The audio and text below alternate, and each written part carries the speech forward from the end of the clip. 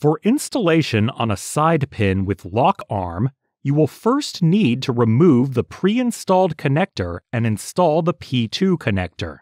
Lift the arm in an upright position and place towel underneath. Remove the pre-installed connector by rotating the connector 180 degrees. Push down on the connector until it releases from the rivet pin, then slide it out.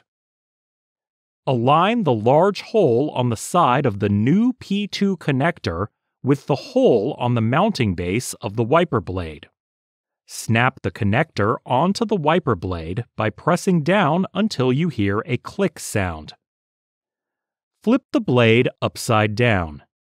Align the connector hole to the pin of the arm, making a 90-degree angle. Insert the connector onto the side pin and rotate the blade 90 degrees until the locking tab secures the blade into place. Place the arm gently back on the windshield and remove the towel. Never let the arm release directly onto the windshield, as this will cause damage.